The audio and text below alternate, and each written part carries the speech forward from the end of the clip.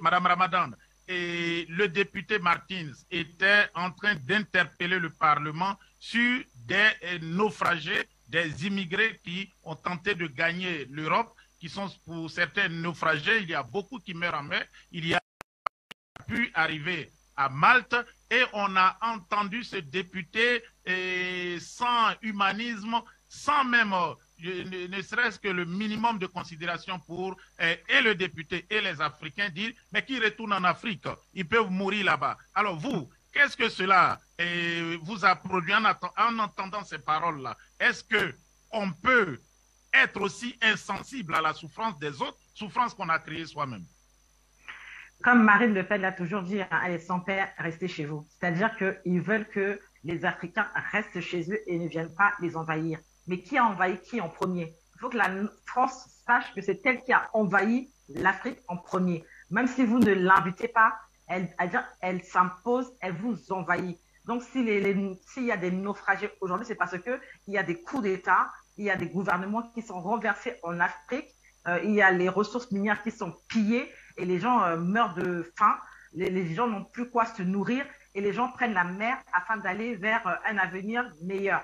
Parce qu'ils sont appauvris, hein, il faut le dire, l'Afrique n'est pas pauvre, mais l'Afrique a été appauvrie. Donc, même en tant qu'être humain, même si on est raciste comment, on peut quand même ressentir de la peine quand on voit des naufragés mourir en mer, quand on voit des femmes enceintes, quand on voit des corps de bébés retrouvés, on devrait quand même avoir un peu d'humanisme et dire non, trouvons une solution par rapport à cela, arrêtons de piller l'Afrique, arrêtons de provoquer des coups d'État. Mais là, c'est pour dire aux Africains qui sont dans ce parti politique-là en question que, politique ou pas, ces gens sont racistes.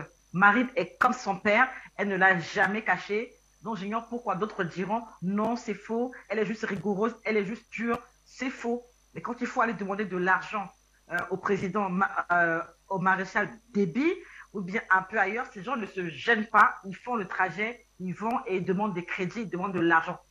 Donc ça doit nous travailler, nous aussi, à lutter pour notre pays et à pouvoir refuser qu'il y ait des coups d'État dans nos pays quand les présidents sont élus démocratiquement, bien sûr. Merci.